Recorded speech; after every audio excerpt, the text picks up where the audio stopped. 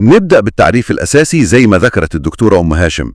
النفث الدموي ببساطة هو خروج دم مع الكحة.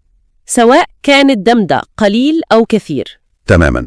أحيانا الناس بتقول عليه كحة بدم. هو ده المصطلح الشائع فعلا، لكن الأهم من التعريف واللي بيسبب القلق الحقيقي هو السؤال: متى الموضوع ده يصبح خطير ويستدعي القلق؟ يعني 4 علامات واضحة جدا لازم ننتبه لها فورا. تمام، إيه هي؟ أولا، لو كانت كمية الدم الخارجة كبيرة، يعني مش مجرد نقط بسيطة.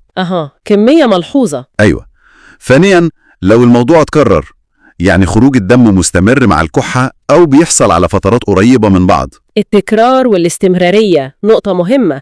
وإيه كمان؟ العلامة الثالثة هي لو الموضوع ده حصل معاه فقدان وزن واضح، يعني الشخص بيخس من غير سبب معروف. فقدان الوزن غير المبرر. تمام. ورابعا، ودي كمان علامة مقلقة جدا، لو صاحب العرض ده ضيق شديد في التنفس، خصوصا لو ما كانش موجود قبل كده.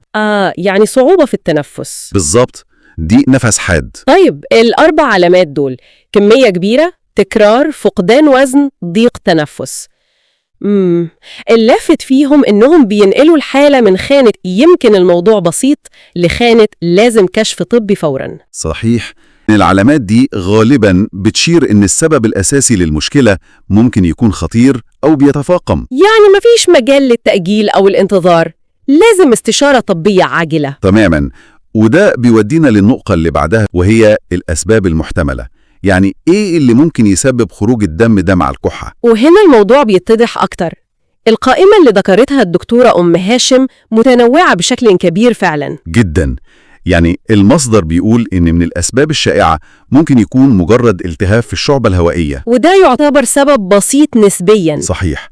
لكن في أسباب تانية زي مرض السل، وفي كمان، وهنا الموضوع بيكون أخطر، سرطان الرئة. ربنا يعافي الجميع.